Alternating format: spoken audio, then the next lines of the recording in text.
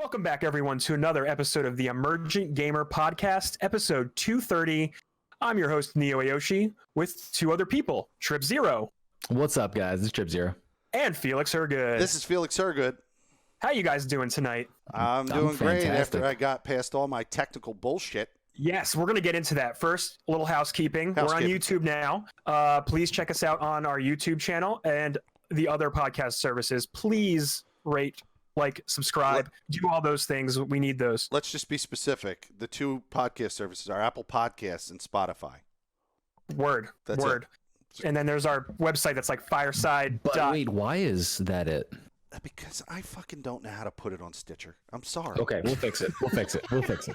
That's I wanted to know if there was like a legitimate reason why. Or we're technically like, on Google Podcasts, and I have no idea how we got there. We just showed up on Google Podcasts. I love it. If you search us online, you'll probably find us. Renwick found us. I think it was Renwick. He was saying, I found you on Google Podcasts, man. I listen every week on Google Podcasts. And I was like, I don't know how we got there. I don't care where you listen. Just listen. You know what I mean? Yeah. I truly don't care where you listen to the podcast. But I do want more people to check out the YouTube because we are doing breakouts of the episodes and topic.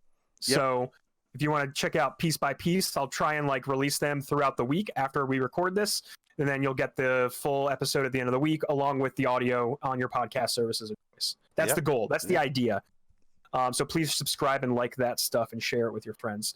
Felix, what happened last week with your computer? I'll be as brief as fucking possible because I do want to get into the Death Stranding talk because I have been playing it. Actually, today was my first day playing it all day. Oh, snap. Okay. Yeah, so I played. I'm really fresh on the material. Okay. So real fresh, dude. So I went. You've been drilling it into my head, Neo, every week with just your eyes, and you're glaring and you're staring. When you come into the studio area, you look and you see the cables and you see the cable management problem, and you glare and stare, and it bores into my soul, man. And as a network manager, cable management is always something that I look at. And so, in all fairness, I'm not blaming you for it. A couple weeks back, Mrs. Felix had an organizer come through, and they cost money. God bless. And I was offered 1 day. You had a legit like Marie Kondo. Right, exactly. A local Marie Kondo came in. Wow. She's really cool. Her name was Annie. How was that? How was that experience? She does a lot of, I'm not even kidding, not on the level that Marie Kondo does it, but she does a lot of like inspiring. Like she just basically helps you go, do you really need that? It's the same kind of mindset. I'm not even kidding. She didn't. But you know what? Thank us for its service. Some people need that. But she did help me. She helped me figure out a lot of things. You know, the bookshelf, the shelf with all the games and everything that you guys are used to, it's gonna be gone. I mean, it's not gone. It's sitting in our living room, but it's not in the room anymore. The shelf is gone. All the games are now in a little. The whole shelf. The whole shelf is gone. Was all your Stephen King books. The Stephen King books are in the living room for better display purposes because people can see my collection. You're hiding your collection in the room. I was like, wow, you're right. I am hiding the collection. I need the collection. I mean, it's got to be visible. So we put it on a shelf in the living room. Flabbergasted, yeah. Honestly. So there's a lot of changes when you guys get over here. And it went so far that I went, fuck it, and put in a wraparound fucking desk for potential PC gaming that I might do sometime in the future when I was on the off chance thinking that maybe I'll get a new PC like 6 months to a year down the road. Totally something stuck in a huge thing in that whole paragraph you just said, and that is that you're doing a PC gaming thing. Well, hold on. What happened it's only something I literally built this annoying you about for the literal past year. If I could show you, I built this giant fucking desk that extends the normal thing I have with the TV and everything, goes around me right here. When you guys come over, you're gonna be like, "What the fuck, man?" Take a picture with your phone right now and text us. Tweet it out. Yeah, okay. Or tweet it even. Yeah. I should follow do that. Felix Hergood on Twitter. I'll do a pano. He's doing it right now. That could be part of what he's doing right now if you follow him right now. So there's my pano. That's a fast pano. Isn't your phone telling you to slow down? Yeah, it is. It totally is. So I'll send that. Anyway, it looks fucking terrible, that pano. But I'll send it out anyway. But the point is I moved my old computer, the old PC build. I moved it 3 feet. Like literally from where it was, and you guys know it. I pulled it out and moved it around the corner in front of the thing with the TV, and then it just fucking broke. That's it. Don't get rid of it. I want to take a look at that PC. Yeah, it's sitting. It's just right there on the floor. But like the point is yeah. Go ahead. You have so many questions. You moved your computer. Yeah, literally moved it. Not even rough. 3 feet. 3 feet. And it no longer works. It won't turn on. So it was doing I power it to power cycle it on, and it would go. The fan. You'd hear the fan go, and then it would go.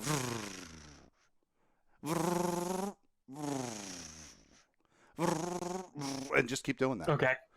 Dude, I'm so confused. It was not unlike the starter on a car. If you would, imagine a car, you're just like. The computer was attempting to post, and it wasn't getting there. Right. Is what it sounds like. So. And my expert on it, who you, at least Trip knows, Saber. You know Saber?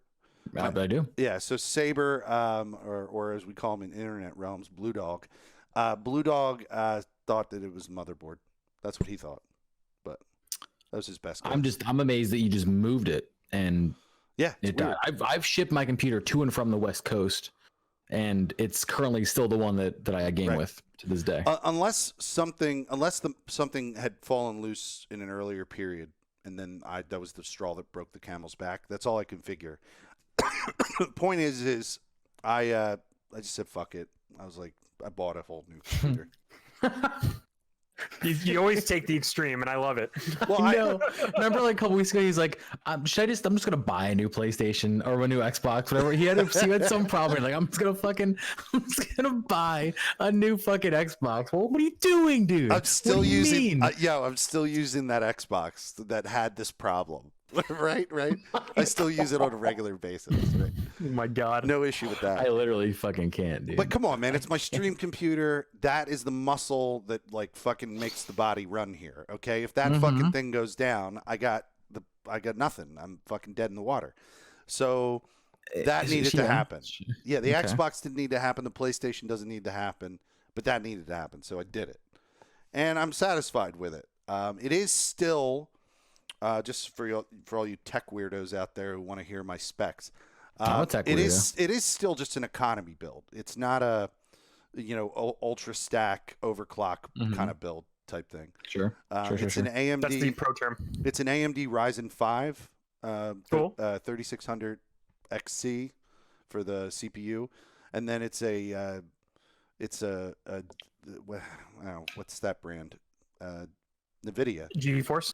Yeah, GeForce, NVIDIA GeForce 1660. So cool. That's a mid-range card. Yeah. Yeah, that's all I need. I mean, but it did and can run on the basic settings that the game defaults to. It ran Red Dead 2, and I played it. Now, I've been hearing lots of reports of bugs and crashing and issues with Red Dead 2 on PC. That was basically for the first day, because what they had a problem with was, like if you bought it from what I bought it from the store that everyone hates. What's that store that everyone hates? Epic. Epic? Yeah. So I bought it from Epic. And then Actually, I haven't bought the game yet on PC, if I'm being perfectly honest. Yeah. I'm kind of waiting for the Steam release, if I'm being perfectly honest. It's a month away. Yeah. It's a month away. So I think I'll be okay. I think I'll be fine. I didn't have a problem with wait for them to work the bugs out. I didn't have a problem with the Epic loader. It's just like Epic loads, and then it has to load Rockstar. So to me, it seems redundant to do Steam or Epic. I don't understand why people just don't do the Rockstar one. That's actually a common PC problem now, because like EA Origin and Ubisoft, they all require you to load through their own browser. Yeah, you're loading two launchers. I mean, it's shitty that they're already that they are doing that. That's shitty. It doesn't make sense why they can't just distribute with someone else. But okay, fine. So they make their own distribution panel. If it works, why not just go direct? I don't understand. Yeah, I mean, you could have just went through like the Rockstar launcher and skipped all that. I could have, but I was advised not to. And the question I'm asking people well, you guys are more seasoned than me. So why would somebody be motivated to say, no, don't use the Rockstar one? Is it less good? I mean, it's a new launcher, so it's going to have the same problems that Epic is currently running into. As I understand it, the problem that had to be patched, which was patched for the day that I decided to play the game, is that when when Epic would try to load the Rockstar launcher, the whole shit would crash. And Sure. that was the problem people were experiencing. And then they patched that, and then it loaded fine for me, and I played it. So. And it runs well. Does it look good? Runs well? Yeah, it looks good. My first inkling was to go with the big boys and attempt to play the game with a mouse and keyboard. I'll never play that game with a mouse and keyboard. I hate that the fucking mouse on the goddamn screen. It ruins my immersion. I can never play that game with a mouse and keyboard. I can't play a video game without a mouse and keyboard currently in my life. Oh, God. There's no way I would ever fucking do it. And it was real jittery, like when you would turn the camera. And that could have been because I don't know how to fucking set the settings. But, like... Yeah, that could be. Every time I'm moving the camera, like when I got to the peripheral edges of the turn, it would jitter to turn. And I was just like, I don't like this. This is fucking shitty. But like maybe there's a way to smooth it out and make it better. And next week when we're at your place, at your place or whatever, we'll take a look. I would prefer you to come over and just tell me how to like do all that because I don't know how to do all that. I'm so excited to like take you on my knee here and just show you the PC ropes, Felix. I'm excited. Yeah, and I appreciate it. Is there a way to remove the mouse for immersion's sake? Is that like a real thing? Or... You shouldn't be seeing the mouse. Yeah, the mouse is fucking smack dab in the center of the screen, and I'm just like, what the fuck? So I have to take a look at how you have your video settings configured. We'll worry about that next time. I have no idea what I'm doing, so like maybe I'm just not optimized for the mouse and keyboard experience. But at the same time, they say I could just pair a fucking, PlayStation or Xbox controller with the shit and just do that. I have the dongle, the Windows 10 dongle for my Xbox controller, and that's what I play third-person action games with. And then I'm saying in my head, well, then why did I buy the game if I'm just going to play it on a fucking controller? You get the idea is you get that better experience being on the... That's true. On the PC. And the graphics, brother. And the graphics. Oh my God. On my economy build, I'm totally going to run like amazing graphics. It's probably better than the fucking Xbox. I get it. It's probably. You can still pump your frames up a decent amount. Yeah, and not to mention, Felix, if you did load the game onto the SSD, you will get way faster loading times than the consoles can ever produce. I did not. And that's okay. It's a large game. It's like 170 gigs. I installed a 256 SSD, and then I was able to. Hey, you know what I do know how to do now? Reformat a drive through Windows. I figured that out. Hell yeah, you did. I know how to do that. Yeah, I had to reformat the 3 TB from the old one. So you're nuts, dude. I did that. Yeah. Cool. That's fun. Trip. You were gone the past 2 weeks. I was gone, and I was half expecting to be able to listen to a show from where I was, but then of course, we heard about the PC explosion, PC debacle. Yeah, I just didn't have enough set up to do a show last week. I didn't even You're good. Just got the computer, so I was off of the mainland United States. Yeah, tell us about that. The beautiful island of Oahu, part of Hawaii. Did you go to 50th state? I'd be lying if I wasn't so jealous. Did you go to Pearl Harbor? Incredible. I did go to Pearl Harbor. Nah, man, that's Pearl awesome. Harbor was fucking nuts, dude. Fucking nuts. There's the battleship Arizona. Yeah. Right? It was one of the ships that was just there in the row of ships that got attacked. That has like you can look down and see it under the water. There is a memorial over the Arizona because the Arizona got bombed, and one of the bombs went right through the ship's decks into its just ammo magazine hull where all the ammo is being stored. The ship blew up and sank in like 5 seconds, killed like 900 people in a split second and sank right to the bottom of the bay. That's crazy. But you can still see the top of the ship, so they built a memorial over top of the ship. It's still leaking oil to this day. You look over. Well, first of all, you get off on the memorial, you can smell this like oil smell, and you look over the side, and you can there's a little drop of oil will come up and just pop on the surface. Yeah, it's literally an environmental concern still.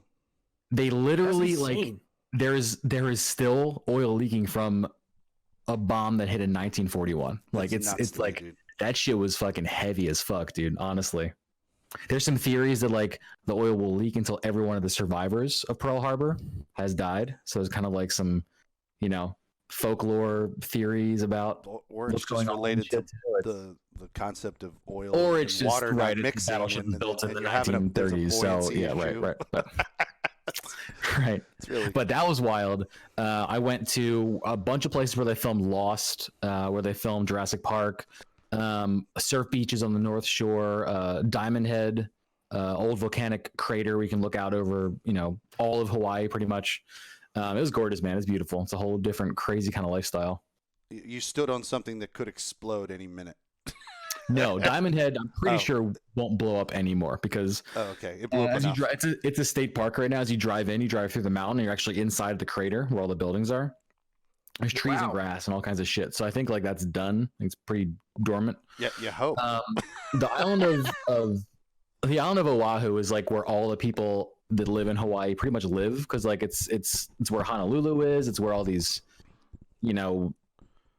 TV shows film. It's like the Hawaiian island, and all the other islands of Hawaii are either volcanoes or like very active villages and shit like that. So like 1.5 people live in Hawaii, all the islands total. 1 million live on Oahu. Wow. So the other 0.5 million are spread across all the other islands. And the biggest island of Hawaii is the one called Hawaii. It's not even Oahu. That's just like volcanoes and shit. So like there's a lot of space up there. So that one's still active. Yeah. Oh wow. Mm-hmm. Okay.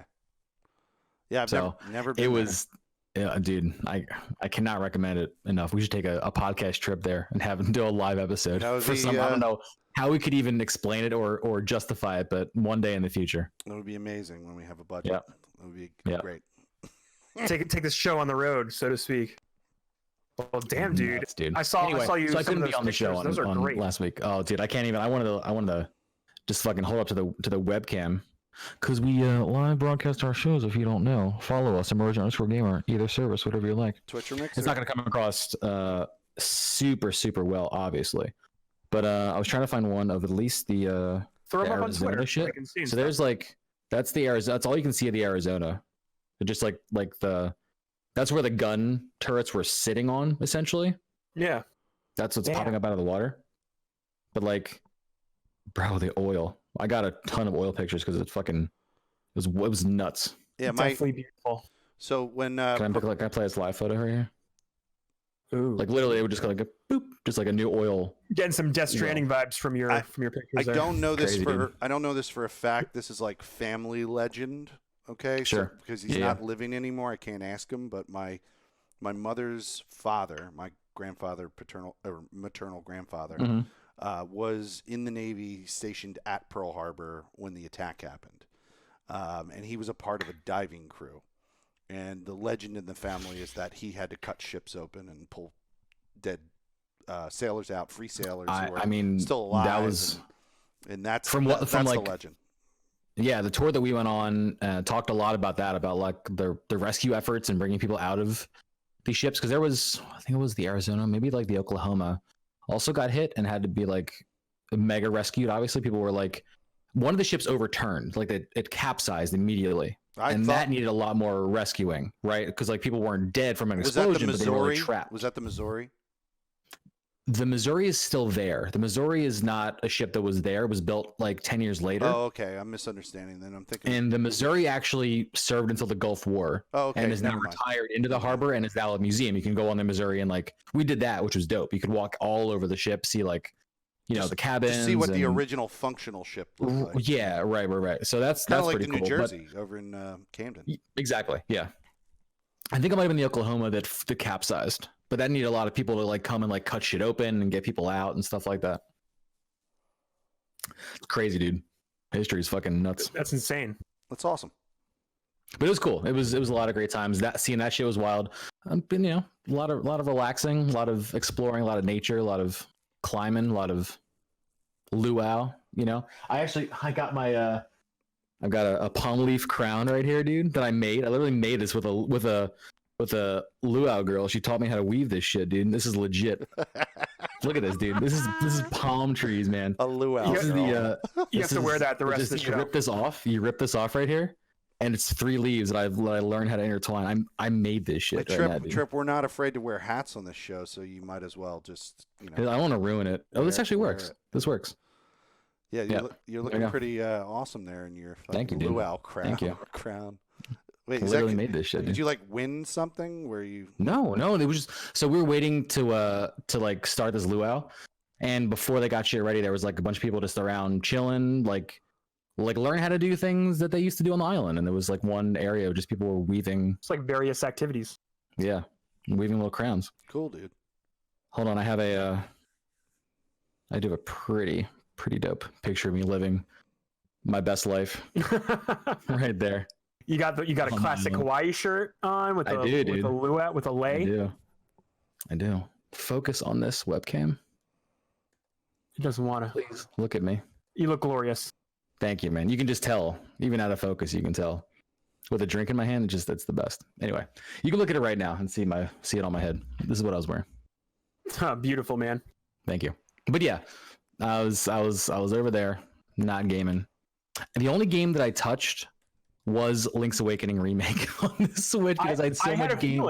I had so much airplane time. I was like, I'm gonna rip through this, dude. Dude, I was gonna ask you to like borrow it since you were leaving, but I was like, wait a minute, he's got a Switch. Of course he's gonna bring it with him. Yep. That's like the perfect game to play because not only are you going to an island and doing the tropical thing, Link's Awakening is about landing on an island and it's like all tropical. So it's like it's super kind of like thematic, perfect. dude. Yeah. Exactly. That's awesome. Well, hell yeah. Anything else you want to share about it? I mean, I could talk forever, but I don't want to bore us. We got to get to the games and stuff because Death Stranding came out, and we need. I'm mega curious about your guys' experience. Yeah, with you that were mega curious in my stream today when you came in right when I was losing my shit over the UI. That is literally when I popped in. I was literally It was like perfect time. oh, this has man about. Did you think it was a good UI or a bad UI? So far, it's challenging. All right, we'll get to that in a minute Mm-hmm. because I too the game came out Friday and I am 30 hours into it already on this Sunday. Yeah, you're way more hours. So, but before we talk about Death Stranding, let's talk about Luigi's Mansion 3 good because you're playing that, and Yeah. I would very much like to hear your thoughts on Luigi's Mansion 3 because I've only played Dark Moon, which was on the 3DS. I've never played the first.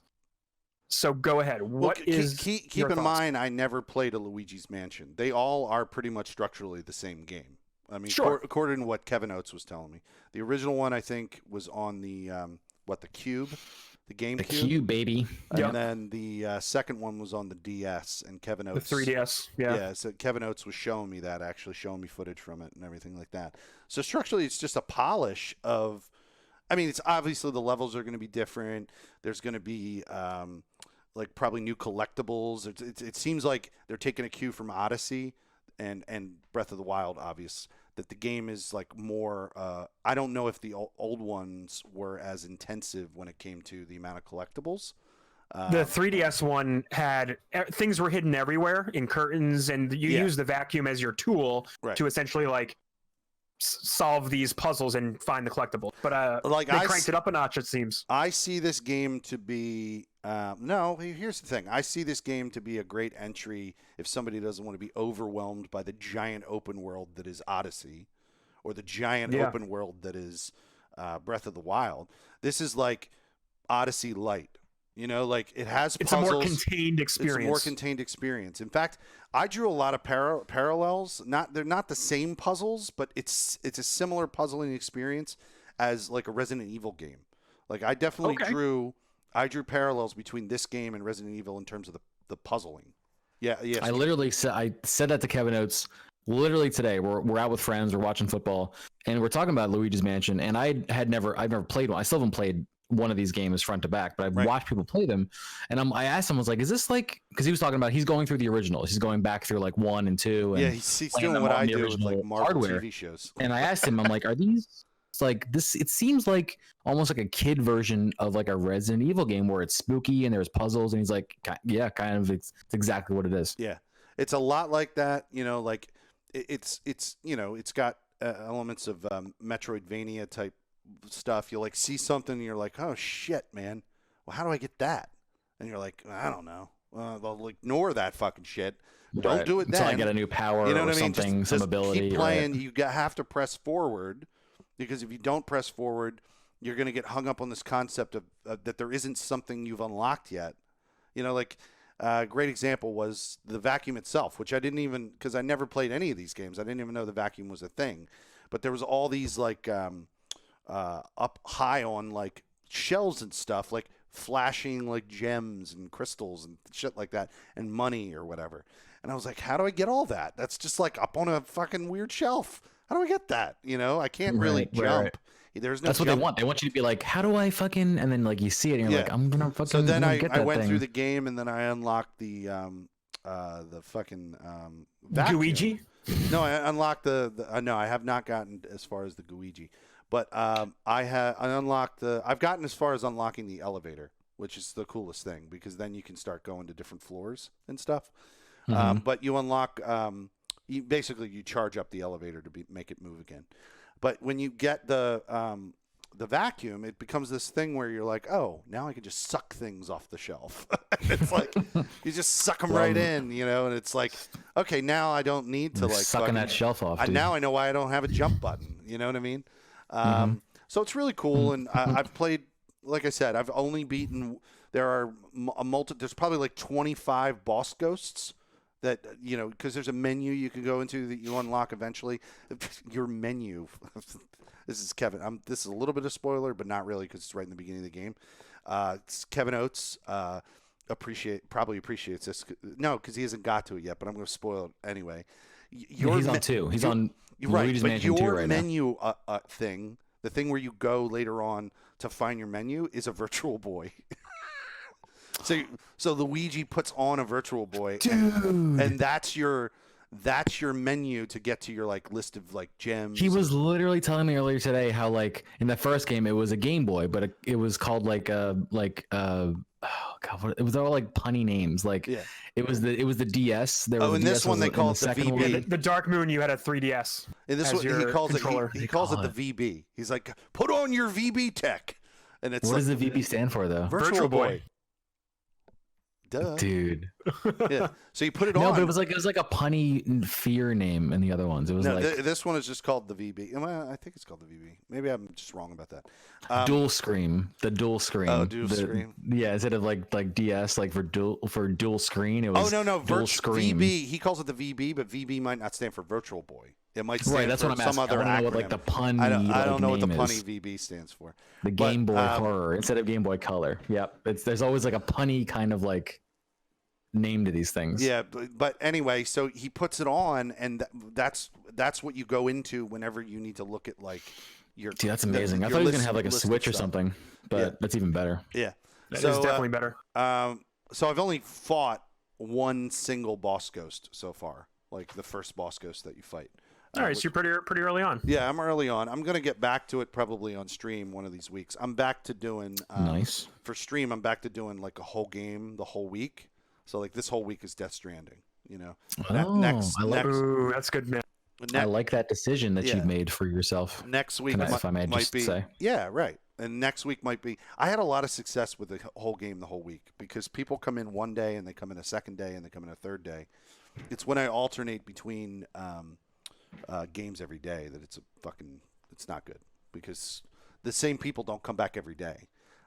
So next week, I would agree. Next week, we can talk shop. Yeah, later. Next week, I'm probably going to do Luigi's Mansion 3.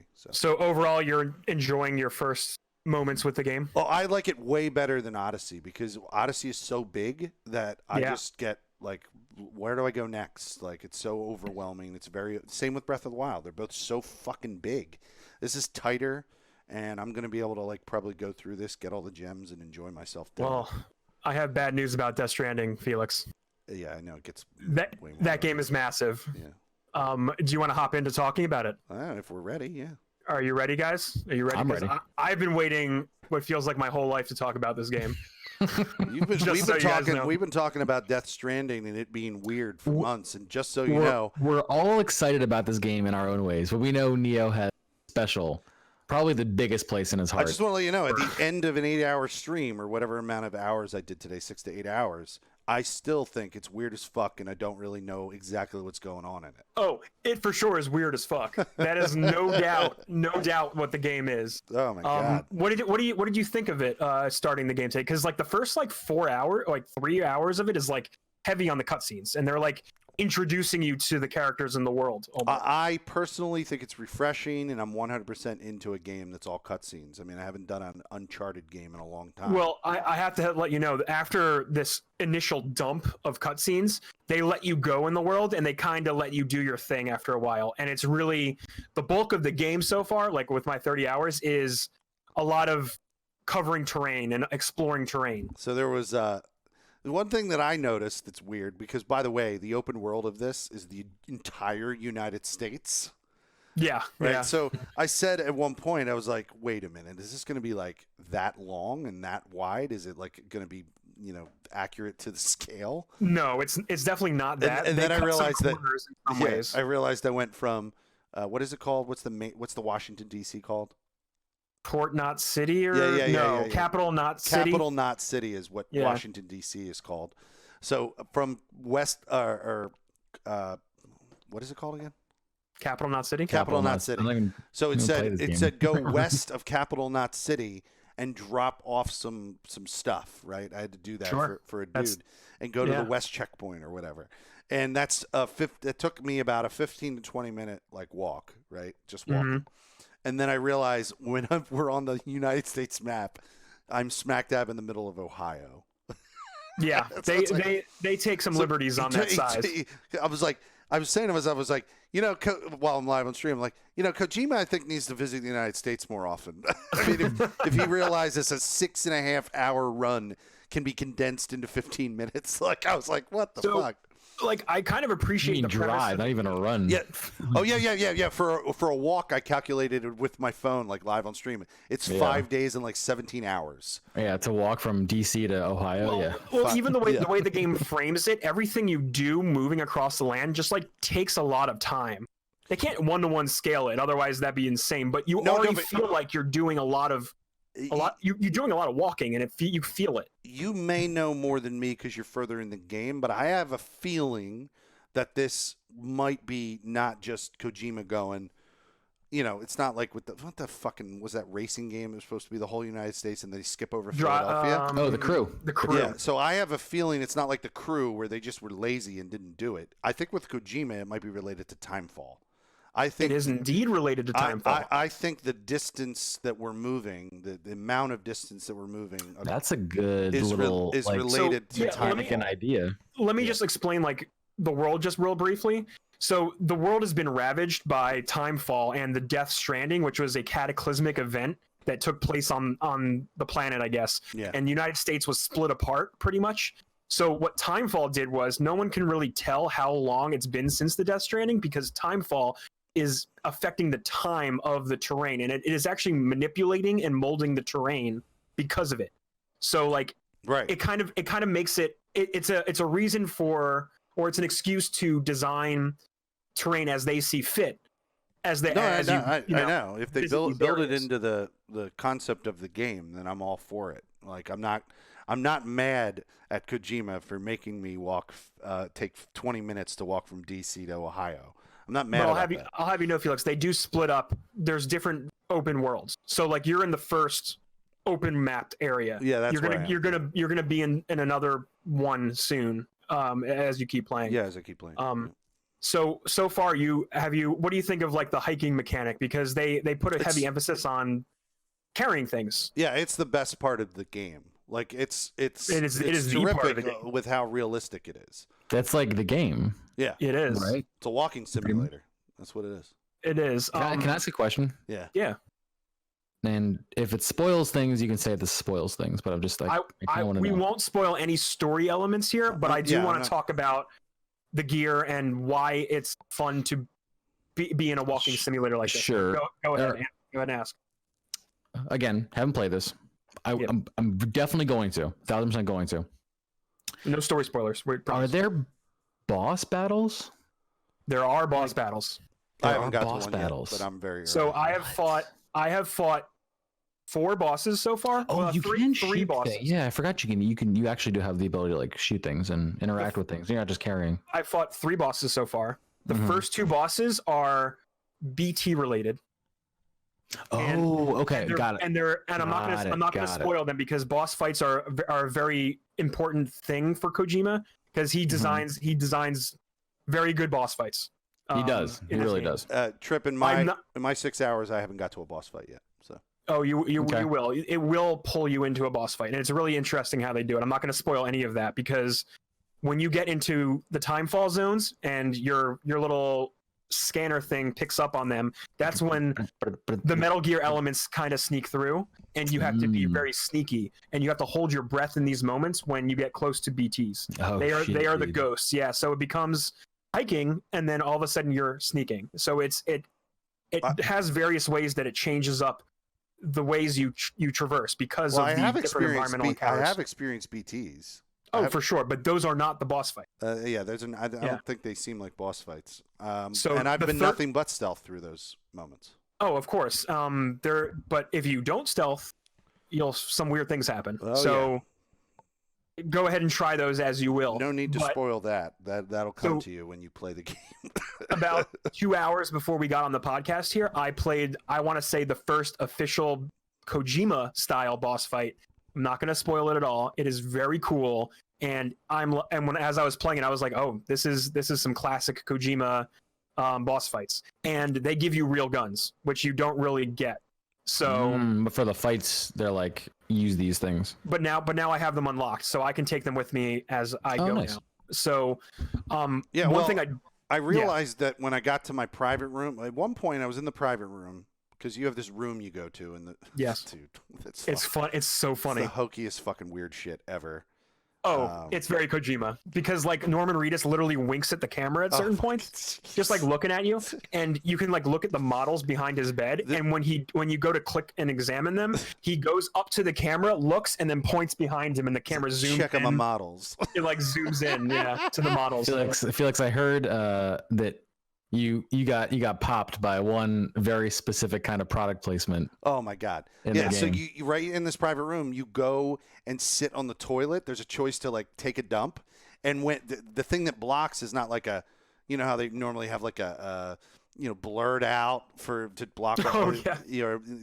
The thing that would normally blur you out, that would be a black bar or a blur or whatever that is, instead an advertisement for Norman Reedus's ride on fucking AMC.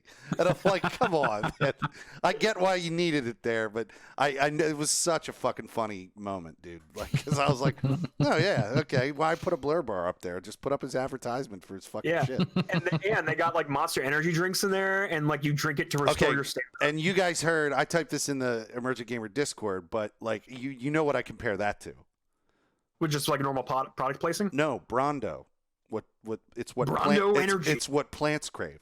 Electrolytes is what plants crave. Have you guys seen the Death Stranding, but with the monster logo like instead of the? Oh my god, that's awesome. Instead of the little trails under the dude, letters. I'm not even kidding. Like it reminds me of like Idiocracy is supposed to take place 500 years in the future. Everyone's drinking fucking a Gatorade substance called Brondo, and here we are, maybe 1,000 years in the future or 2,000 years in the future. And fucking the guy is walking around with his canteen, and it's not full of water. It's full of fucking Monster Energy drinks. It's true. And I'm like, dude, what is this fucking even further past fucking Idiocracy? You forgot to mention the best part about taking a shower and using the bathroom. When you do that, it actually they use your like secretions to create little grenades to use on the BTs. So I just unlocked that. And I was like, I'm like in that scene, like he's secretion, but it comes out. You have to shower to make these things? Yeah.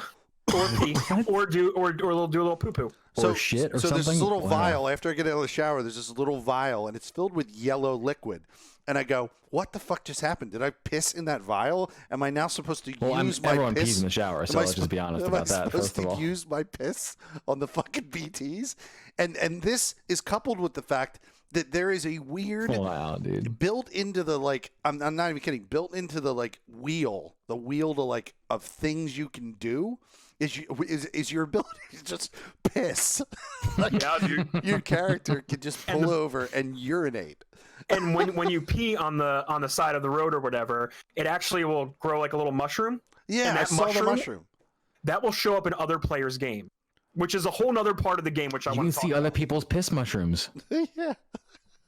I think by far the coolest part of this game trip is the Dark Souls-like elements that they have implemented into this. Yeah. The little messages to other people. The little like totally playable elements. Yeah. You could not only can you leave signs and everything, but you can leave items in the world like your ladders and your climbing tools, and you can build.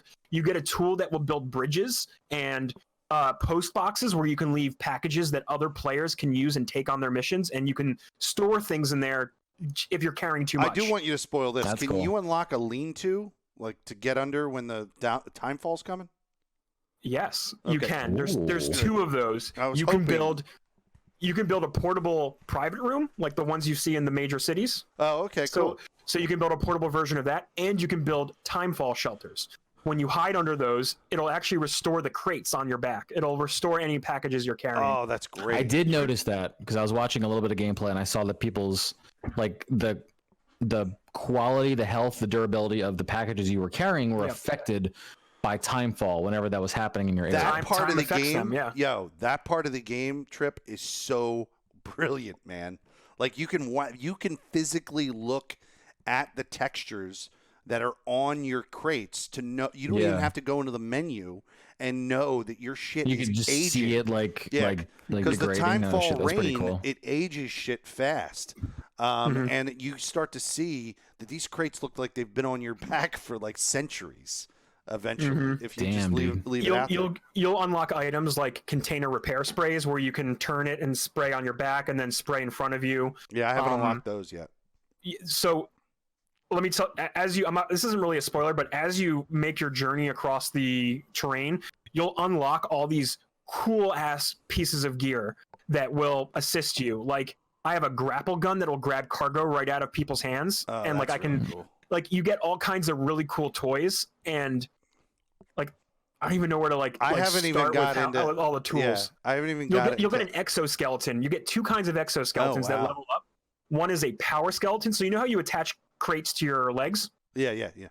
So the power skeleton you can't, but you can carry more on your back and you're going to be more stable. And you can power through certain parts of the environment that are a little bit more edgy, like a little bit more rough. Or you can get the speed skeleton. And the speed skeleton, you can put stuff back on your legs, but you can't carry nearly as much, but you can haul ass across the land. That's Like cool. you can really just like hightail it. Yeah, Um, I love the so far what I've experienced is I love the ladders and I love Yeah. I love the rope, the climbing rope. Like Mhm. that was really cool. Now, do you make it a point to like leave that stuff behind? Well, I understand, dude. He talks in the dialogue. This isn't a spoiler, but in some of the dialogue, he literally talks about it's meta because he's talking about the game mechanics. He's Yeah. like That's pure Kojima He's right like, there. we all Kojima. need to be one, and the community, something. This is paraphrasing, and the community needs to come together, and that's the only way. In the Bridge Network, that's what he's talking about. Right. It's like with the Bridge Network, we all need to come together and be together and share with each other. And like he's saying, the character is saying, sorry, And that's what you do in the Guillermo game. Del Toro, the fucking director, is saying, I'm Yeah. like, what the fuck, dude? And not only that, the game actually encourages you to like other people's items left behind because you can give likes. like them. Like You can like mash. the thing. Yeah, you literally mash a like button and you can give like Smash 5, that 10 like likes. button. Like and subscribe. Yeah, and then Yeah, I in have my done that. game, I liked people putting up a ladder and leaving it there. Oh, and yeah. then, and then being like, So, thanks, in their liking game, it a bunch of times. they actually see that you liked their stuff. Do we get a notification Yes, that says someone yeah. liked your shit? Yes, you'll get text. You'll get like floating text that shows up on the side. That's like somebody used your bridge, someone used your ladder, and they gave you like 10 likes, and like it'll just keep going. One And of then these later days, in the man. game, So eventually, you- one of these days, I might run across Neo Aoshi shit. if we're friends on PlayStation, I'm hoping so because I'm pretty Andy sure and we are. Trollbeard. I'm pretty sure we are friends on PlayStation. But like I haven't seen any of Andy or Trollbeards, so I don't know how it really detects this, but later in the game you'll be able to form bonds with certain people's stuff in the game called like strand bonds or whatever, some weird ass name. But Sure. you can pick players. Something who- that has to do with stranding or connecting. Of course. Yeah. You'll see in your menu, you can go, I want to bond with this person, and you'll get more as you go on. And I have a feeling it'll put their stuff to the forefront for you. And I tried finding like people in the Discord's names to see if I can like add them. I haven't yet, but so far as I know, it's all random. But the game encourages you to build a new community throughout the world by leaving items and liking other people's items, and it actually changes the world as you're going through it. For example, in the area I'm in now, you'll later be able to build roads and stuff. So like people contribute materials to the building of the roads, and you can let me ask you see a question. You like know, who's contributed the most and stuff. Go ahead. Mhm. when you pick up people's packages and shit, or pick up whatever, and you have it on your back, and then you get to a destination, there's an option that says, and I got so confused by this, there's an option that says entrust to someone else. All right, so what that does is you'll find people's lost, like you players, like actual players, I know lost what it packages does. in the world. Yeah, I know what it does. So you have two options. You can leave it in a post box or in a major city, or and that's you know, entrusting to somebody else. so that what that will do is create a delivery quest mission for another player who comes by, and they can complete the delivery to where that is supposed to go, or you can do it yourself and get the credit, and then you'll form a bond with that player. I'm saying, do you get more points for entrusting or more points for doing it yourself? That's the question. Probably for doing yourself, but you still do get credit. You get credit for literally everything you deliver, no matter what. But yeah, it's either way. It's you see other people's stuff like littered in the world if they drop it or lose it. Oh yeah, I've been taking it. I've been picking stuff up, and then one time I accidentally entrusted it, and I went, I wonder if that has as much experience as if I keep it and do it myself. Like I wasn't. It's funny when you say experience, because like there is an experience. No, it's likes. That's what it is. It's literally like your street cred. It looks like a Facebook fucking. But like as you it's a little thumbs up thing. It's yeah, literally thumbs up. Facebook's thumbs But up. as you get different, you build stars with every distribution location, right? Have you know the 5-star rating that they give you? It goes up every time you complete a mission for a place. Yeah. So I've noticed certain characters you'll run into will provide you with different upgrades and different gear that will, make your life easier. They will upgrade your gear if you fill out those stars. So that is really the most important thing. And then once you get to the 5-star rating, they give you a little star on your uniform. You get like a star. And the only way to really way to really fancy. do that is with the help of the world, or that's just by completing deliveries efficiently and a lot damaging. of them. And a lot of them, yeah. But what I found I'm doing is if I have missions in certain parts of the map, I will try and pick up as many deliveries that I can knock out on the way, just to kind of make the rounds. And honestly, it is fucking fun to like just do all of this and just go out on a mission, plan what gear I want to take with me, and like just knock all these things out. And it's honestly like the minimal combat, still pretty enjoyable. Go ahead, Trip.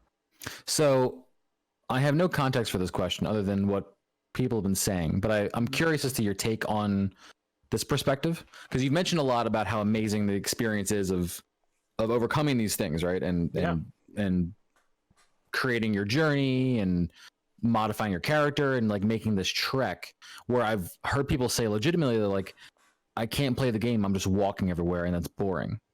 Then to me, like, because the reviews came out a week before the game dropped, and and people were talking about it.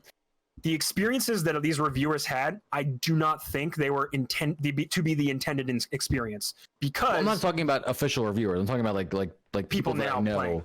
I know what nugget of a person's brain that's based on, because I experienced it for about 5 minutes, but then it passed like a big shit that I took. And I was good to go. Wait, hang on. Sony gave out a ton of review copies to as many people as possible, but I honestly don't think that was enough, because this game relies heavily on the ability to create a forged community where it's a very isolating game, right? Because you're alone in this desolate world, but at the same time you see other people's names and other people's items that kind of fill it out and actually kind of fill those gaps of the isolated world, because you're not alone. There's a button that literally makes Sam go, "Hey, anyone there?" And then anyone else in the world in those moments will respond to you, and they'll go, "I'm here."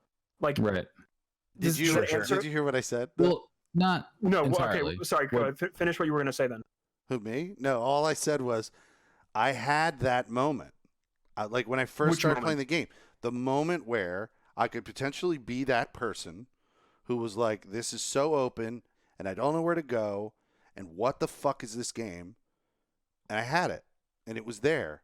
And then, like, I took a dump, it dumped it out, and just moved forward and played the game. In real life, you took a dump, or in the game? No, I'm saying literally, I was bound up by it. I was literally like, what the fuck? There's so much going, but there's nothing. And which way do I go? And then I just said, okay, the fucking hell with this. I'm just going to walk.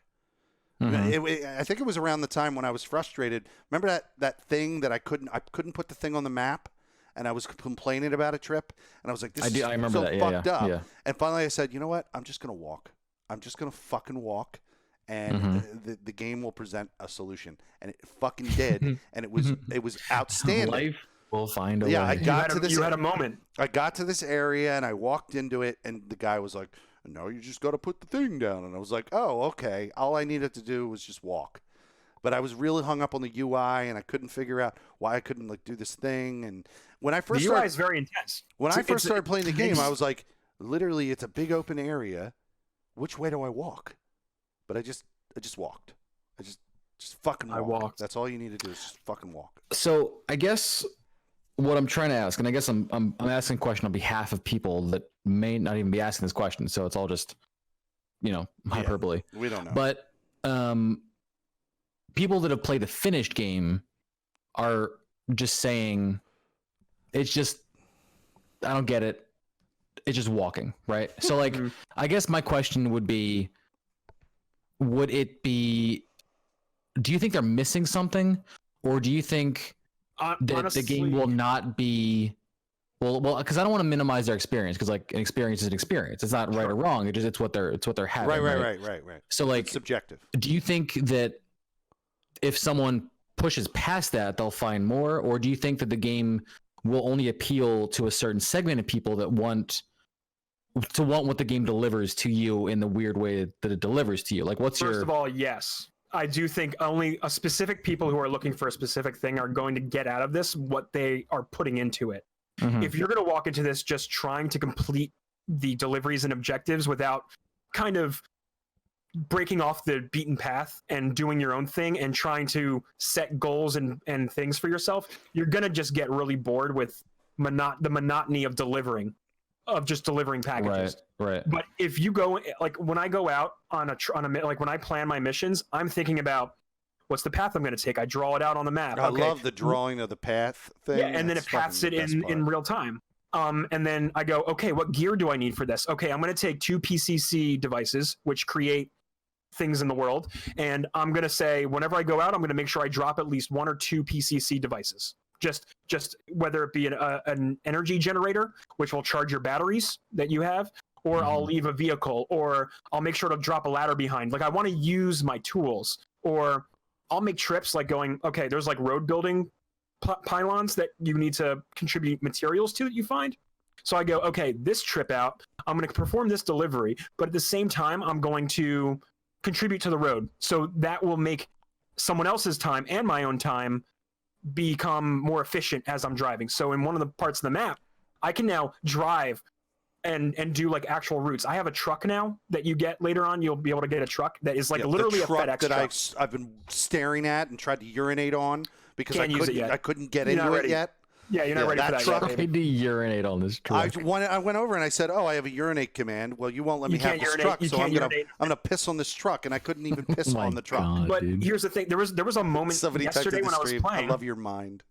Yeah, there's a moment yesterday while I was playing that I was literally performing like a FedEx driver, and for a long time, because I built these roads, which took a whole bunch of hours to like just get the materials for and contribute to, and then by the time I had all that, I'm going up and down and I'm making all these deliveries and I'm leveling up like crazy and I'm getting all kinds of new gear. And as I'm doing this, like I'm improving my character's everything, just as the tech he can use, the amount I can carry. And like now I can like store extra batteries on my backpack. And like, man, I'm like an efficient delivery machine and it feels real good. Like just the act of it feels great. And I don't know, in that beginning area, you're really stuck to doing like everything on foot and really you're learning the ropes. Right. Hey, Trip. I don't know what to tell people who are no, and I don't think you need to tell them a certain thing, but I think what you told me in that answer was that yes, the game's a lot of walking. Yes, it's a lot of like, you can minimize it by saying UPS simulator. Sure. But I think if you're playing the game, there's a lot more to it than that in terms of like gameplay depth, but also like meaning depth and story depth, and that's all there. It you has need to be able to want to find it. the to good find news the is meaning Trip and Felix. of the This experience. this is definitely a Kojima story game, and there is a story there. I don't know what the ending is going to be like yet, not there yet, but so far it has all the trappings that you would get out of a Kojima game story, and on top of these massive systems that it overlays into you, it's beautiful. Mm-hmm. Dude, Felix, later you get the ability to track the timefall movement. I'm excited. And, like, I'm excited about it. Like you get all these tools. Like every location you unlock and connect to the chiral network, which is their internet network that they have you hook up to everybody hook up to. You get all these new abilities that you can take with you as you go on your journey, and it fills in all of those dry moments in the beginning, because now you have more things to pull from. I had two thoughts, but I forgot the other one because I'm so sorry. I'm talking. You're fine. You're fine. But I do remember the one thought. Okay, so that's all that matters. The one most important thought is to break it down for you, Trip. The barrier to entry of this game is about 6 hours. That's the barrier to entry. Okay, the first 6 hours of the game are pretty much just cutscenes. It's a story. You're watching it. It doesn't even matter that you're walking places, because you're walking to places to get more cutscenes. That's the first 6 hours of the game. It's a big info dump and introduction to all the characters. Do you remember this argument that people Which make? I'm not opposed to personally. But do you remember the you argument? played Metal Gear Solid 4, so you know. Right, exactly. The argument that people make with TV shows: if it takes me 6 episodes to get into it, then it's not worth it to watch. This is the problem. The people who make that statement. Peak TV. We live in the peak TV era. But the people, it gets good, is what everyone says. Give it a couple episodes. But people who make that statement, who make it on a regular basis, this is their barrier to entry. Because if you feel, if there's a person who's like that with TV shows, and then also like that with games, who's like, if it takes me 4 hours to get interested in the game, fuck the game, then they're never going to get to anything. Point. Because even the first few missions, it's literally you learning how to just walk across the terrain, because their shoulder buttons are literally you holding your pack on each arm. And is it like your adjustment, your left right kind of adjustment? Exactly, and you can actually use the triggers to just grab things on the ground and hold. Because you can hold packages with your arms as well as throw them on your back. Yeah. So you can grab something, throw it on your back, or just hold it and pull it off. But in the beginning, what the game lacks in mechanical function and things to do in a gaming fashion, it makes up for in really engaging cutscenes that are well performed by the fucking Hollywood A-list actors and directors that have taken it on. If you don't appreciate that, then you don't fucking buy the game. That's fucking stupid. You shouldn't have bought it in the first place, because that's what it is. It's a 6-hour movie that you watch that was very enjoyable. I didn't know what the fuck was going on. I was like, this is weird, but I love it. It's a lot of world setup in those first 6 hours. Weird as shit, and I don't understand it, but I'm walking, and I wish my other point was there because it was so funny. My best advice to anyone, including you, Felix, who's currently playing it, is just leave your mind open while you play it and just accept the information that they're bestowing on you, because they're going to do it anyway. Neo, they're just going to throw info at you. I got caught up in it, and I was fucking loving it, man. It's weird and fucking strange, but there was something I was likening it to, a TV show that I watched that was weird, and I didn't understand it, but I kept watching it, and I don't remember which one. I mean, it has all the trappings of a really good sci-fi series you would see on Netflix or something. Yeah, it's got all that. You know what it felt like, Trip? Because it has its own glossary, its own vocabulary. It reminded me of that show on Netflix. The Carbon, what is it? No. Altered Carbon. Altered Carbon. Because you get into it and you're like, this is just it's a future game. It's got its own glossary. I literally had to look up the glossary while I was live on stream to understand what certain things are. They kept saying BB and DT. I did the exact same thing with Altered Carbon when I first started watching it. I was like, what the fuck is happening? I was looking for your parallel, because my mind doesn't work quite that same way. I would have been like, but this isn't about people hopping in other bodies with their mental spirits. But I get what you're saying in terms of no, they had both products are learn. Yeah, you have to learn that. You have to learn the language they're speaking. Remember, I got to episode 5 of Altered Carbon, and they were using all these terms, and I was like, oh my god, I need to look up a glossary. Pause. And then I like Well, they jump right in with like sleeve. They're like, it's called sleeves. Yeah. And then like all that. Yeah. I have to. The second season's coming, and I swear to God, I'm gonna have to look up the glossary again the minute I start watching. That show got better as it went. Yeah. I like Just that give show. it a couple episodes. Give it 6 hours. You got to give it at Honestly- least 6 episodes before it gets good. I enjoyed that show from the get. I'm a huge fan of anything like cyberpunk, No, future, I loved it future too. things. So like I was already in it. But yeah, I mean, it's got all that. It's got like they're gonna info dump you, and they're gonna tell you what the BBs are, and then they tell you what the time fall is, and the BTs, and they introduce the characters, and Dead Man tells you all about himself and like who he is, and then you meet the guy with the it's not Dead Man, it's like the guy with the mask. I thought all the Die Hard. They're all Die Hard They're Man. all on the nose. Dead Man is a former coroner. No subtlety. Die Hard Man is a guy that can't die. Fucking like what was Heart Man? He checks like your fucking heart vitals or whatever. He's got an interesting story like- too when you see him. It's almost like so fucking cringy. Because these are not new But you know names for Kojima. It's like this. It's like he of it does as this shit all the code names, time. Yeah. Right, Like Fat right. Fat Man was a character in Metal Gear Solid. Fat Man 2, was you a know what I mean? was a fat man boss. He was an you fought obese in dude. Metal Gear Solid 2. Yeah, Yeah, he's the true. boss, Fat Man. It's hokey, but I appreciate it, man. It calls back Yeah. to like it calls back to. There's so many things that it called back to as I was playing it. Like it made me feel like Big Trouble in Little China, like the hokiness of Big Trouble in China to a degree, and that's one of my favorite movies of fucking all time. For sure. Like, And it takes itself seriously, but at the same time, everything is like ridiculous that's happening, right? Very clear when you play this Kojima game that he has a high knowledge of Western and Eastern cinema. Like the guy is super knowledge on movies. Yes, and yes, TV, he is. and maybe even TV shows. Like Yeah, he's a huge. It's literally why he made Metal Gear the game series, because he just loves Western cinema. yeah, Mhm. yeah, and It's a he big part of it, put honestly. two like top-notch, high-end. I would argue that the two directors that he has playing parts in his game are his basic analogy. You know, I mean, they are to the film industry what he is to the game industry. They're turning their art, their craft into an art form, just like he is. Nicholas, 100%. and I can't pronounce 100%. the other director, Nicholas Winding Remf. I can't pronounce his last name, but he's famous for doing Drive, and he's famous for doing that movie with Ryan Gosling that I need to watch over again because I hated it.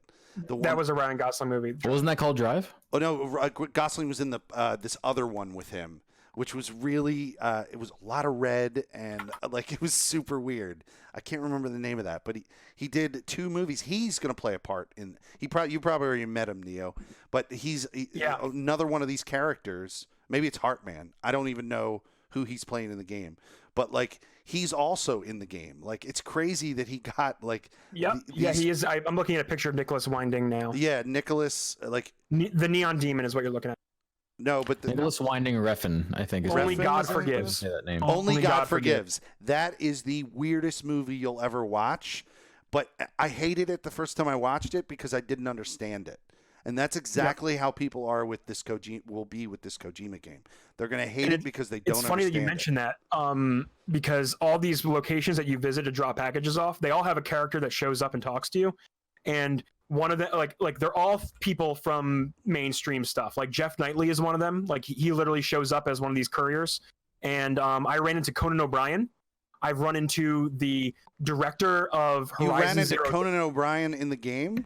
I ran into Conan O'Brien in the game, and it's literally him. So being Kojima. they blasted that all over social media. I'm surprised you didn't see that, Felix. No, Like, I kept away a Conan from it. O'Brien it was video. it was actually like a marketing push. Like they were like, it was like everyone reported at the same time, and Conan O'Brien's in this game. And I almost wish they kept that as like a secret for you to just Well, it was a secret to low-key me. find. Yeah. Sorry. You know, like Well, imagine if you Okay. just everyone like they pushed it so that almost everyone knew. But imagine you didn't know. And again, I was talking about this with Kevin Oates. Imagine you just walk into a fucking random little station and it's fucking Conan O'Brien talking to you about the shit you got to do next. Like that would be wild, like absolutely wild. You know. So another character I ran into was the director of Horizon Zero Dawn. Isn't it? Mhm. And when you come to after you level his place up with a few stars and you arrive at his facility, Aloy from Horizon is standing outside waving at you in. like a hologram of her. And she's like, "Hey, you made it!" And then like as you unlock more stars, you get the dinosaur robots are standing outside too. That's super really meta. cool. Super Yeah, That's cool. Well, because the Decim engine, the engine this game is built off of, was developed by the Horizon studio, and they gave him this engine to use for this game. And that's the thing, like, that should not be shied away from. Like, when somebody, you know, and you said it best, Trip, when you said, is this something that people are just oversimplifying?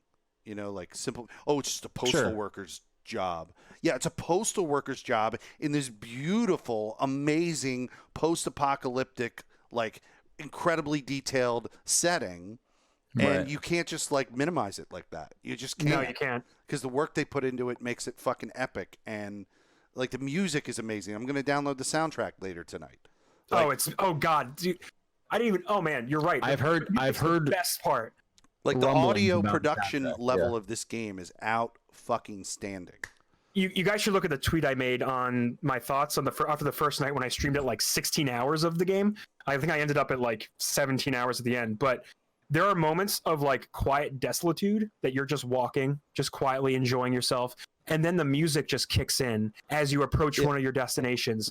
And it's hauntingly beautiful. He's not only tapped into Western like film, he's tapped into Western pop music. He does this thing where you get to certain parts and the game just like pans out on your character so he's smaller. And it's like he's walking and the music, like an actual like source song pops in, not score, but like some band.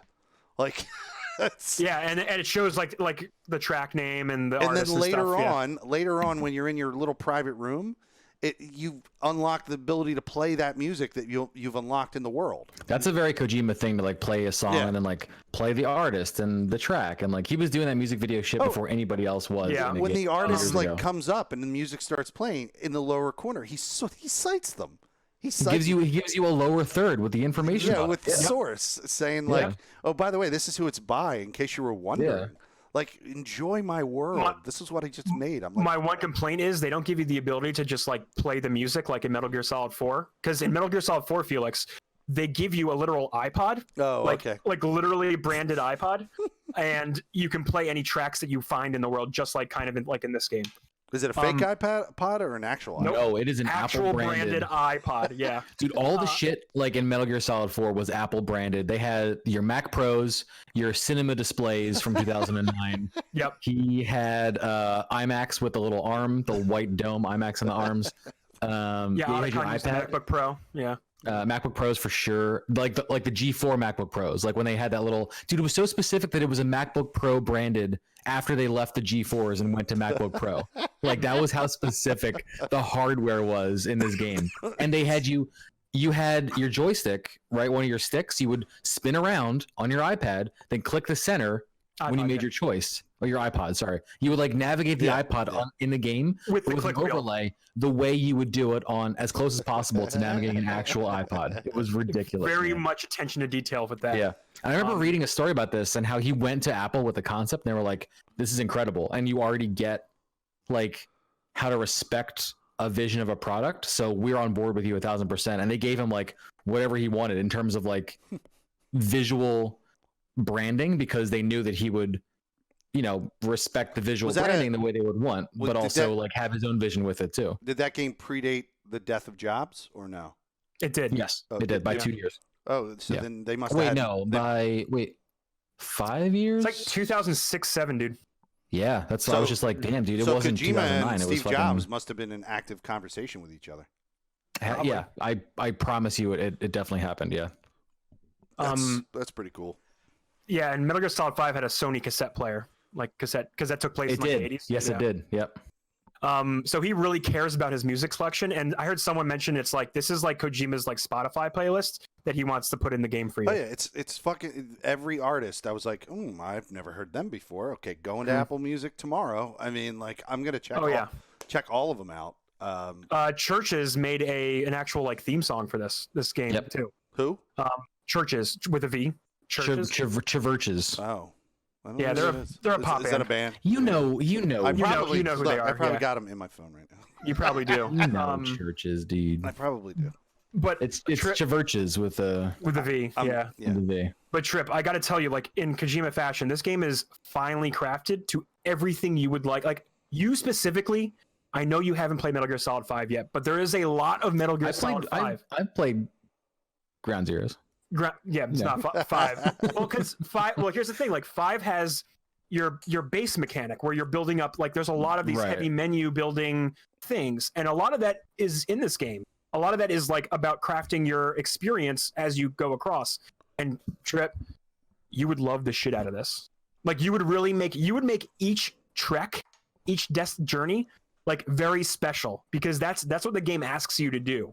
Like it really asks you to do. It doesn't just ask you to plot across the land like you're just fucking walking.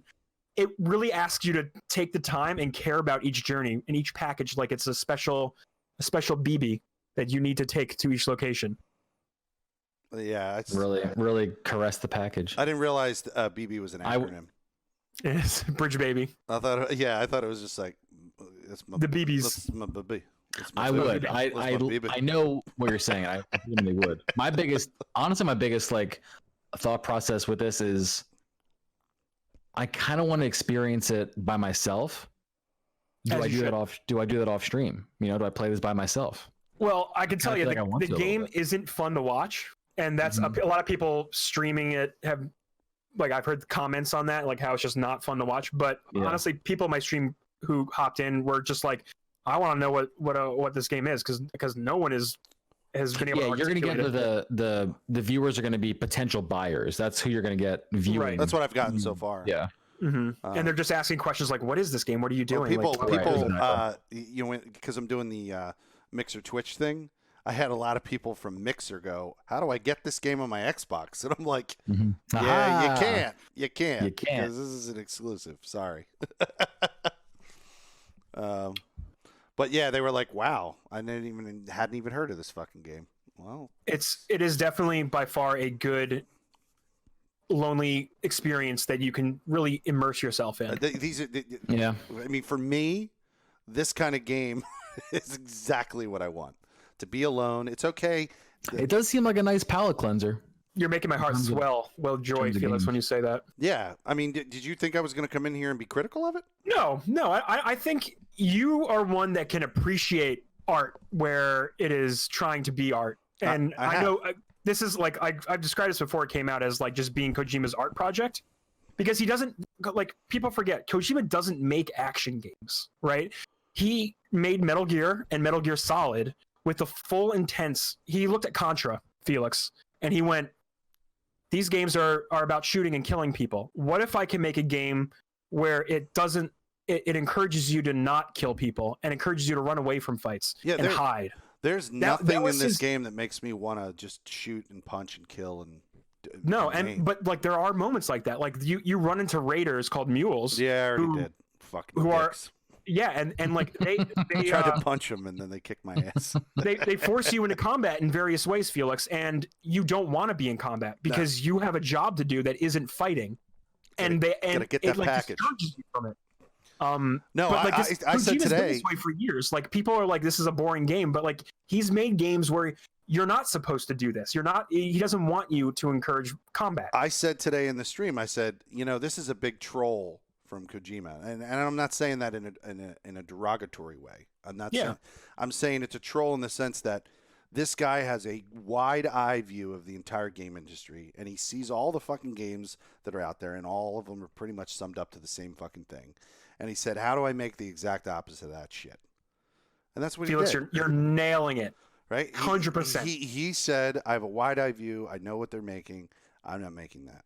I want to see if I can get somebody entertained by making them a mail delivery fucker." He's like, I don't want to make it. And he's like, I'm not gonna like make it boring. I'm gonna make it interesting. I'm gonna put it in a post-apocalyptic world and have weird shit like Timefall, and it's gonna be fucking cool. But like, I want to see if I can do it. Can I get you entertained in delivering packages? Well, half his fucking experience was the years we've had leading up to. Right. I mean, honestly, like for sure. But I just imagine like him sitting around, drip feeding out, sitting around a table having a fucking drink, talking to somebody, and somebody says, "No way, you're gonna make a fucking game about a mail delivery service and people are gonna buy it." And he's like, "I'll prove you fucking wrong." Like he's at $1 million like gambling table for poker, and he's like gambling one weekend, and he just said somebody challenges him, and he said, "Oh yeah, well fuck you, I'll do it," and he's doing it because it's awesome.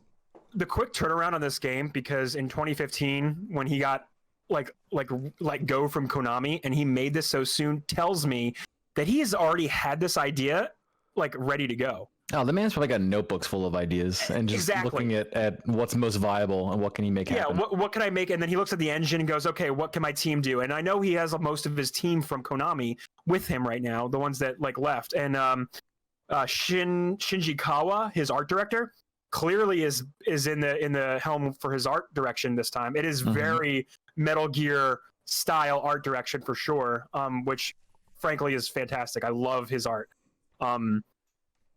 He was ready to, he made it so quickly because he didn't do the dance of, well, for the sake of it, I'm going to call it the Anthem dance, because right. Anthem spent 5 years in pre-production or whatever trying to figure out what the game is and trying to figure out what they were going to do. But Kojima's like, this is how you have to do it. This is how we're doing it. I know what I'm making. I know what my team is going to do. He was the leader at the helm of this, and he created a game. It's not buggy. It's not, no microtransactions. Sorry, gotta say it. It feels great to not be advertised that in game. He is proud of that. It's great. It's a refreshing experience, and the game hasn't pushed back on me at all. You know what I mean? Like all these other games like Fallout and what other games came out, like Breakpoint, like they push back at you with all these. People are drawing a lot things. of comparisons between this game and Outer Worlds for being refreshing. Yeah, for being it is like, refreshing. fucking thank you for not browbeating us over and over again. Okay, you put your product placements in there. Fuck that. I know. I get it. But like, you're not Kojima's done me. the product placements. You're not trying to get me to buy a bunch of other shit. I would much rather play a game that is almost comically full of product placement over repeated like pushing to buy microtransactions. To be honest with you, the money men who were sitting around the table being dicks to Kojima about like making a game that's not going to do that probably are the ones that pushed for these product endorsements that offset that cost. I know for a fact that Sony was completely hands off. They gave him a shit ton of money and a studio. They bankrolled his whole studio, and they were very hands off. But they did not involve themselves at all.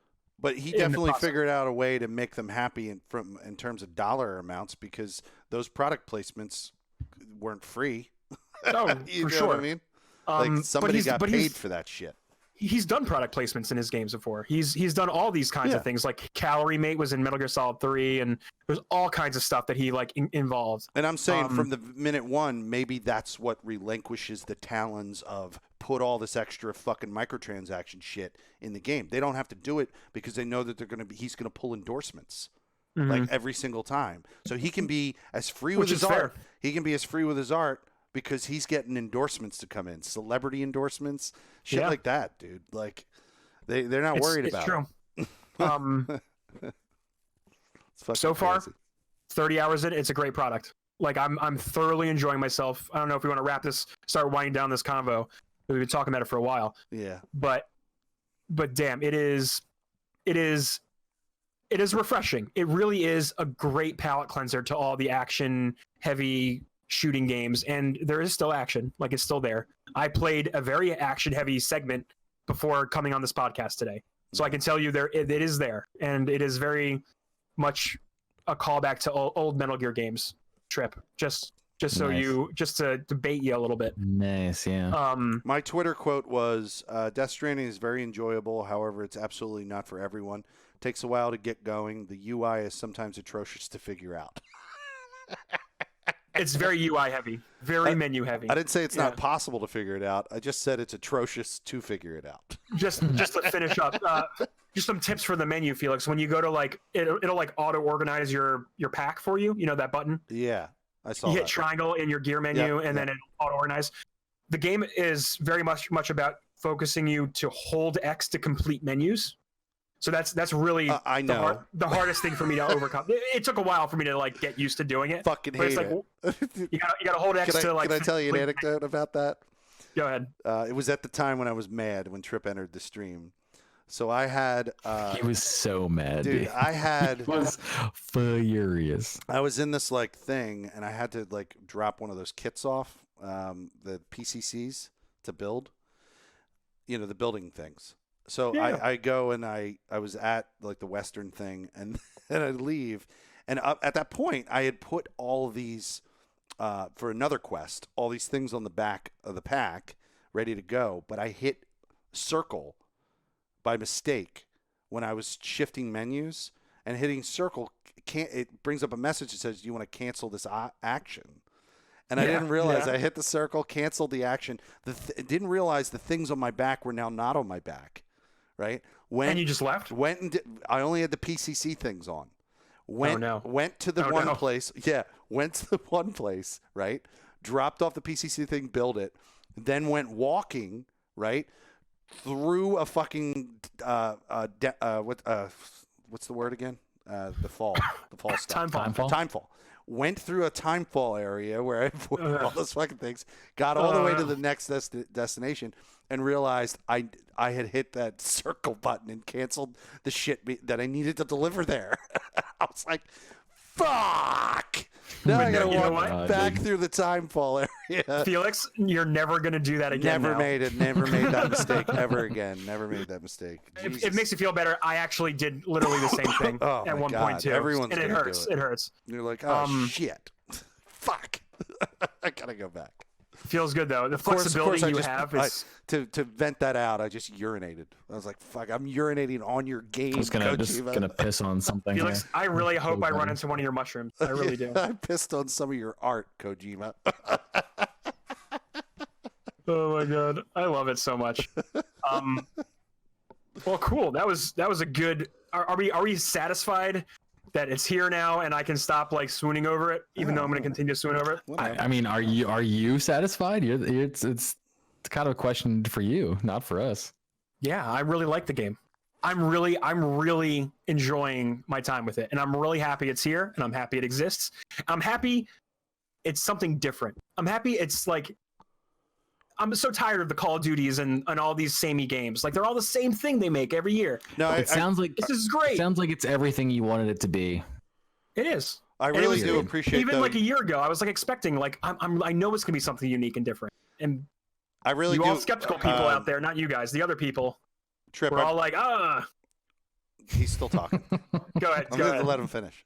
Are you finished? I'm done. Trip, I appreciate you bringing up the counterpoint to the game. Yeah. Because that is important to talk about. Because audience members... Well, it is. I wanted people to, like, who are listening to this and maybe have that question, get insight into that question. Because they need to know the barrier to entry. That's the biggest amount of it's there. Negative feedback that I've seen collected under the most simplistic way, which is, but I'm just walking. So I wanted to like talk about that angle for a little bit. In the beginning of the game, it's if you're not invested in the story cutscenes, then the first 6 hours of the game are going to be boring, and you're probably going to drop it. Like this is, but the good news is this is that kind of game where you'll see like all kinds of wacky gifs. Like this week, I bet you're going to see all kinds of crazy gifs come out of just antics that people are doing. Oh, I'm sure. So many clips are out there right now already. Yeah, man. It's cool. I had posted a lot of screenshots on my like of crazy things I did on my Twitter of just like nonsense, just like crazy out there nonsense. And it's you did a thread of Death Stranding clips to the what are you just using PS4 share for that? Yeah, to the Snake Eater song. Yeah, I did do that. Yeah. I loaded it onto a USB drive from my PS4, and then I just put it on my computer so I could just easily tweet it out rather than do it through the shitty interface on. Oh, PS4 share is garbage. Yeah, it's so bad. Yeah. Do better, Sony. Well, you did great with Death Stranding, but do fucking better with other shit. So, do you guys want to talk about news and stuff, or?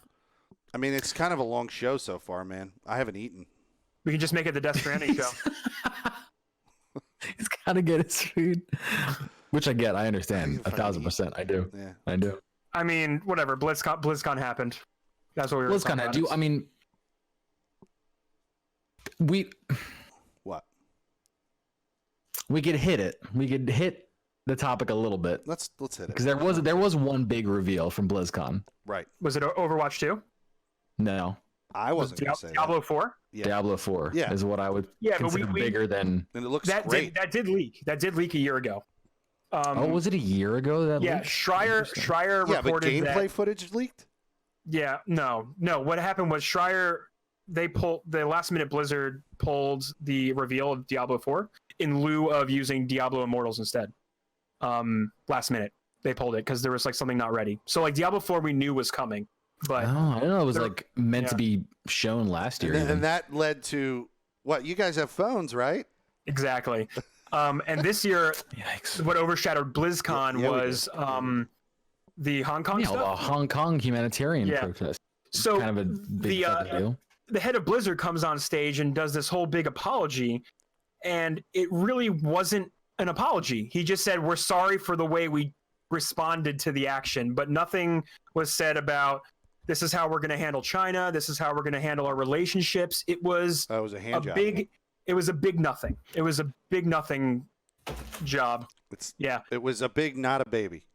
Because not only that, moments before, I'm just going to go through my news points now. Moments before that apology, a Overwatch League coach tweeted about the Hong Kong protests and was forced by Blizzard to remove it. So this shows to me that their apology was just a big bunch of bullshit because they were apologizing for how they responded to and it. they're still acting the same way. Right. Yeah. Yeah, And They're not apologizing. They're not apologizing at all for how they responded. They're apologizing to For people how who are we- mad about it.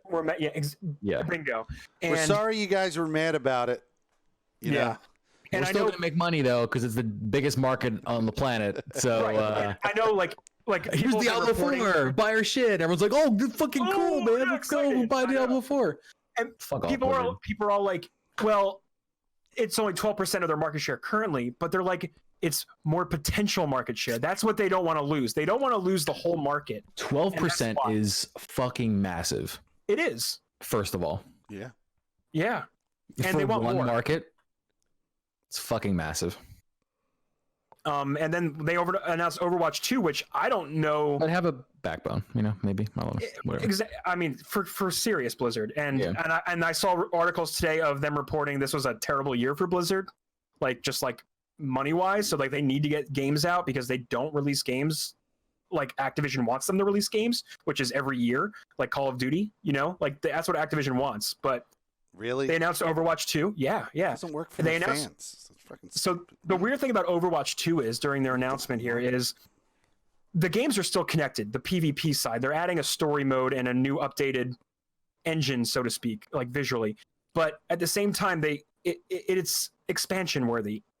Everything that they announced, it's just different game modes that are PvE, and they put the 2 on it. I have a feeling at Activision's behest because sequels sell better, rather than what Blizzard normally does is they make expansions for their established properties like Diablo 3, 2, Oh, StarCraft, wait, so it's not even a Warcraft. new game? It is a new game, but they're still connected.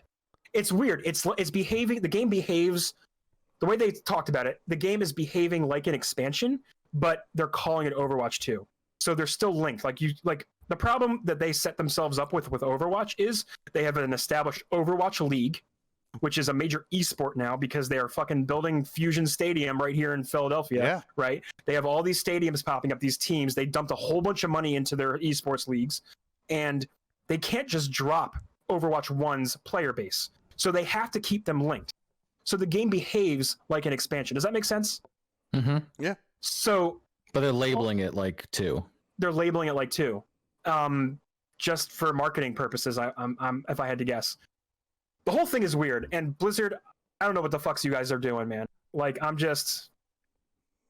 sad for them because they used to be like one of my favorite companies, and like I don't even know if I'm supposed to like and be excited about Diablo 4 because I like those games. Like I like the Diablo series a lot, and I don't know if I'm supposed to be on board with this. Like, I'm morally at odds with myself. I'm not going to tell you how to think about this kind of stuff. I'm not going to tell anyone how to think about this stuff. But what I will tell you is that Blizzard is 1000% banking on your emotional connection more to Diablo 4 than people who live in Hong Kong who are worried about their freedoms when it comes to extradition rights, and then ... whatever that leads down to further down the road with communist Chinese rule. So they're banking on the fact that you don't know about that, doesn't matter to your life. I mean, You don't give a shit. Jokes on them. I read about But it every day. you love playing Diablo 4, right? You being the stand-in for the average American consumer. That's what they're banking on, and that's why they full send Overwatch 2, Diablo 4, buy our shit. Like that's what it is, right? And like, look, as a consumer, you don't like do whatever you want to do. You know, it's not our job here in the podcast to tell you how to think, but like what they're doing in terms of how they're showing you this information is for a purpose. That's the only thing you should be thinking about. Yeah. And it hurts me to have to like be conflicted like this, because I want to love games and these products, but I also, as an adult now, I guess I have to think about the moral like this is like my whole shtick on this podcast almost. I have to think about the moral implication of what I'm doing, and I have to be responsible about how I support these companies. Like when I bring up my microtransaction bullshit, like I'm literally thinking about like, well, is this morally right to have to do and present to a population of people who are going to buy these games? At the same time, now I want to say it's even worse with Blizzard, because they're actively trying to cut off any discussion about any form of Hong Kong talk because it doesn't suit their needs business wise.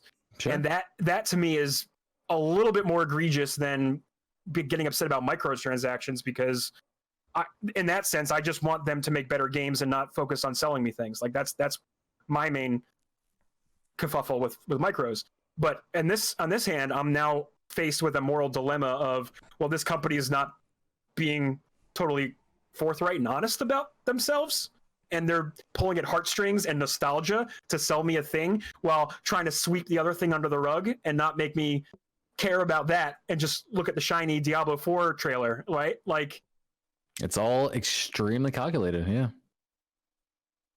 I'm glad I got to say that. But Diablo 4 is coming out, so if you care about that, get ready for that. And just some details on Diablo 4, Trip. They're doing a fucking live service version of Diablo 4. I will play it. Think about Destiny and then think about Diablo. They're doing that. I got my loot in Destiny. Is that what it's going to be? Yeah. Pretty much. They're going to have open world hubs. You're going to see other players out in the field, just like in Diablo, in Destiny. It's going to have active time events like you would in Destiny. It's going to be a very... They're doing the shared open world experience. Shared open world, evolving world, single, connected experience is what they would say. So, I mean, it sounds cool because I like that kind of evolution, but... Makes me less interested in it. Does it? Didn't know they were doing that. I like I like the idea on the surface, though. Like, those are cool. Like, Destiny does it's a cool surface idea, but we're hitting peak games demanding this kind of attention for you. And this is not a topic for this show because I could talk for hours about it. But like, even the way Destiny is structured this year of content, like with now us being 2 months into Shadowkeep, is like bordering on overwhelming. Even with the amount of time that I have to play it, it demands your attention at all times, because every week in Destiny there is a new weekly event. Imagine someone still wanted to play The Division, Anthem, whatever the fuck, and all these games are doing the same thing. They're like, do our event, play our thing. This is happening this week. Look at all these collectibles. Get this title. Do this accomplishment. This new raid's out, and you're like, they're time cannibals. What am I gonna, Time What am I gonna do? They're time cannibals. And then in the meantime, on top of this, a new one is coming out. Love the one you're with there, Trip Zero. It's just I mean, he is. That's what he does. That's what I'm doing. And I appreciate your dedication to Destiny in that sense. But like, I mean, it's wearing a little thin with all the shit that like is timed now to get done. We're in a bubble, and this bubble is going to burst. It's going to burst for sure. It's going to burst. Bubble. I can't wait to see what happens. But I think Destiny does it really well, but like the problems are there at its root, and the problem is just like how much of your time and attention the game now demands. Yeah, that's kind tough. of a problem, and because why a game like Death Stranding is probably doing so well, because they're like, this is not anything. They're begging the question, like what I'm playing currently. Yeah, they're begging the question: will you just play this one game in your collection? Which I have been back in the fucking 80s. I want to play some shit, man. Pokemon comes out in 5 days. I want to play some Pokemon. Are you playing Pokemon? I would love to play Pokemon. Oh, I didn't mention this at the top of the show. Last week was Ironstorm of Lunar Castaway's he did an Extra Life stream, 24 hour. Oh wow. They had a Smash Brothers tournament. I was in their stream most of the day. And there was a Smash tournament, and yours truly won it, and I won $75 on the Nintendo Network. Nice, Good for you, bud. So I can probably get that game or Link's Awakening if you're not done with it, Trip. Oh, see, this is why the man asked for a hard copy of the game, because he wanted to play the game. It's true. But Pokemon's here, Luigi's Mansion's here. Like I would like to play something like that. I don't know. Yeah. It's pretty cool. It's co-op. Also, there's multiplayer in that game. It's a hard Who copy, knows? guys. Oh no, you didn't get digital. That's surprising. Look at Luigi slurping down. I'm saying if you want to borrow, box. if you want to borrow it when I'm done. Then Pokemon it is. Looks like we have a winner.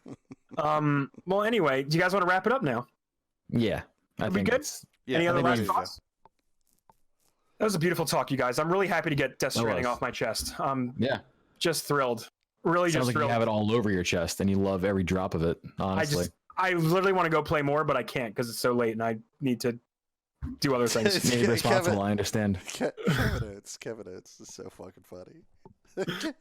God creates dinosaurs. God kills dinosaurs. God creates man. Man kills God. Man creates destiny. Destiny kills man. Destiny kills man. I love that shit, dude. Oh, well, that's definitely a good place to wrap that up. That's like a T-shirt, man. Can I put that on a T-shirt? That would be so funny. Beautiful. All right, I've been Neo Ayoshi. You can follow me at Twitter at Neo_Yoshi. I will probably be tweeting about Death Stranding all week and just more of my middling thoughts, just like meandering out of my brain, because the game gives me a lot to think about. It's just beautiful. I'll be streaming it probably on twitch.tv/Neo Ayoshi. Come in and talk to me if you want to talk about Death Stranding while I play Death Stranding, because I would really love that. Yeah, so follow me there and check me out next Trip Zero. That's me. I am Trip Zero. You guys can find me streaming on mixer.com/Trip0TV. And my other socials are all Trip Zero. Very, very easy to find. Come find me, dudes. I primarily stream Destiny. About 90% of my content is Destiny. I would love, as I just kind of expressed low key in these past couple minutes, I would love to explore some other things. Please get Death Stranding so we can talk about it. I will be. I may not be streaming Death Stranding, but I'm going to be playing Death Stranding for sure. I'm going to be thinking about, like, do I play Pokemon? I have a lot of people wanting me to play The Sims, because I had a lot of fun with The Sims earlier. It's a random thing. Get the fuck out of here. What do you mean get the fuck out of here? It's a fun... There's no time for Sims. No, but it's a good stream game. I think his argument is, like, it drew viewers, didn't it? Good engagement. Yeah, that wasn't what I was saying, because I'm gonna play a game but I want to play regardless. But yeah, there are people that enjoyed it. But no, you're gonna play whatever you can regardless. But there are, for the stream, there's a huge people that want to watch. There a are huge amount of things that work better. You know? Yeah. Trip. I just know I want to discuss Death Stranding with you. Like, I will be playing Death Stranding probably off stream, just for my own personal enjoyment. The main game that I'm trying to like think about integrating into stream is Pokemon. I want to see if that will be viable. That might be worth it. Yeah. I have a lot to finish up in Destiny. Again, there's like the pressure is on. The season's over by the 10th, and then certain titles go away, and I hate it. But then there's a part of me that's like, you have to. You know, I have all my fucking medals behind me, dude. Well, that's the addict talking. That's your. It is. That's it is. That's it the absolutely monkey on your back. I'm dude. sweating right now, dude. I'm fucking not great. It's not great, but that's what I'm going to be doing. So come in for that spicy content. That's okay. Just tell yourself it could be heroin, and it's not. So you're good. You did a good job. I did one good thing in my life. Yeah. There we go. Didn't do heroin, so that's good. There we go. All right. Felix Hergood. And this is Felix Hergood. I'm a Mixer and Twitch, and at the same time, and I'm doing a game a week, and this week is Death Stranding.